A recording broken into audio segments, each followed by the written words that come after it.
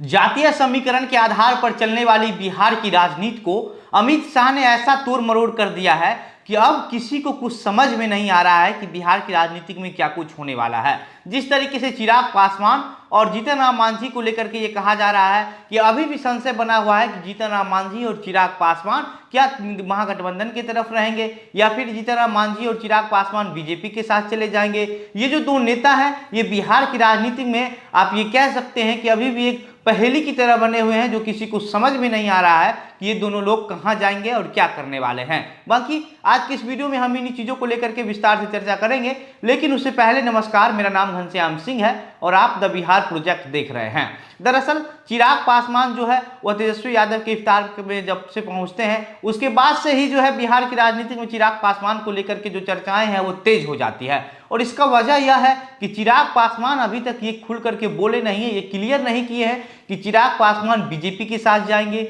या फिर चिराग पासवान जो है वह तेजस्वी यादव के साथ आएंगे, यानी कि महागठबंधन में आएंगे। चिराग पासवान जिस तरीके से नीतीश कुमार को लेकर के लगातार हमलेवार रहते हैं उस तरीके से लगता है कि चिराग पासवान महागठबंधन के साथ नहीं आएंगे। लेकिन वहीं दूसरी तरफ जिस तरीके से चिराग पासवान तेजस्वी यादव से अपना पारिवारिक रिश्ता बताते हैं तो लगता है चिराग पासवान जो है वह तेजस्वी यादव के साथ आ सकते हैं महागठबंधन में। लेकिन एक तरफ जो है वह चिराग पासवान लगातार बीजेपी को लेकर के जो बोलते रहते हैं, जिस तरीके से बीजेपी के पक्ष में हमेशा खड़े रहते हैं, लगता है कि चिराग पासवान जो है वो बीजेपी के साथ ही रहेंगे। उसके बाद आप बात कर लीजिए जीतन राम मांझी की। जीतन राम मांझी जब नीतीश कुमार जो है वह दिल्ली जाते हैं राहुल गांधी, मल्लिकार्जुन खड़गे, अरविंद केजरीवाल से मिलने के लिए, उस समय जीतन राम मांझी अमित शाह से मिलने के लिए दिल्ली चले जाते हैं और वहां से मिलने के बाद जीतन राम मांझी है वो कहते हैं कि हम एनडीए में नहीं जाएंगे, हम नीतीश कुमार के साथ हैं, हम कसम खा लिए हैं कि हम नीतीश कुमार के साथ नहीं छोड़ना है कभी। लेकिन जैसे ही जीतन राम मांझी बिहार पहुंचते हैं और आज जिस तरीके से खबर आई है जीतन राम मांझी को लेकर के कि जीतन राम मांझी ने कल जब इफ्तार पार्टी का आयोजन किया था तो उस समय जो है जीतन राम मांझी ने खुल करके यह कह दिया कि हमारी पत्नी हमसे लड़ाई करती है, लेकिन हमको फैसला लेने का वक्त आ गया है, हमको ये सोचने समझने का वक्त आ गया है कि हमको किसके साथ जाना है। और मान लीजिए हम ठीक है नीतीश कुमार के साथ हैं, लेकिन जब नीतीश कुमार और बिहार सरकार कुछ गलती करेगा तो हम नीतीश कुमार के खिलाफ रोड पर क्यों नहीं उतर सकते हैं। मतलब कि जीतन राम मांझी का भी स्टैंड क्लियर नहीं है। जीतन राम मांझी एक तरफ ये कह रहे हैं कि हम नीतीश कुमार का साथ छोड़ करके कहीं नहीं जाएंगे, तो वहीं दूसरी तरफ ये कहते हुए नजर आ रहे हैं कि हम नीतीश कुमार के खिलाफ जो है वो सड़क पर उतर जाएंगे। नीतीश कुमार हमारी कुछ बातें सुनी है और कुछ बातें नहीं भी सुनी है, जिसकी वजह से हमारे समाज के जो लोग हैं वह नाराज हैं। जैसे ही चिराग पासवान नीतीश कुमार के यहाँ आयोजित इफ्तार पार्टी में नहीं जाते हैं तो ये लगने लगता है कि चिराग पासवान जो है वो पूरी तरीके से बीजेपी के साथ खड़े हैं। लेकिन वहीं अगले ही दिन जब तेजस्वी यादव के यहाँ जो है राबड़ी आवास पर इफ्तार पार्टी का आयोजन किया जाता है,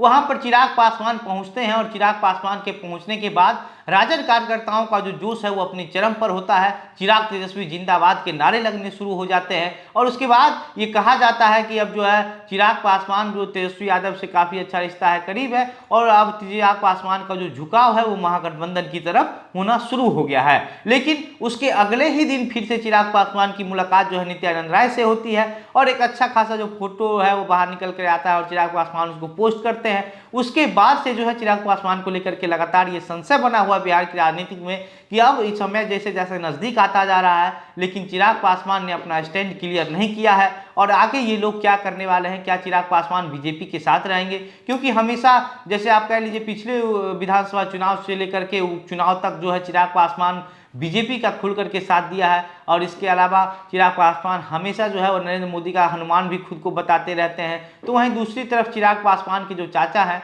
वो बीजेपी के साथ गठबंधन करके सरकार में है और चिराग पासवान अभी बीजेपी के साथ तो नहीं है, लेकिन जिस तरीके से चिराग पासवान जो है बीजेपी को लेकर के बोलते रहते हैं, बीजेपी के किसी भी बात पर स्टैंड लेते हैं, उससे तो यही लगता है कि चिराग पासवान जो है वह बीजेपी के साथ ना होकर भी बीजेपी के साथ ही खड़े हैं। बाकी जब इफ्तार पार्टी में चिराग पासवान पहुंचते हैं उसके बाद से जो है चिराग पासवान का झुकाव जो तेजस्वी यादव की तरफ दिख रहा है। तेजस्वी यादव को लेकर के कहा जाता है कि चिराग पासवान का जो रिश्ता है तेजस्वी यादव से काफ़ी अच्छा रिश्ता है और इसी चीज़ का जो है दलील चिराग पासवान ने भी दिया था इफ्तार पार्टी में जाने को लेकर के। लेकिन नीतीश कुमार पर चिराग पासवान लगातार हमलेवार रहते हैं और उसको लेकर के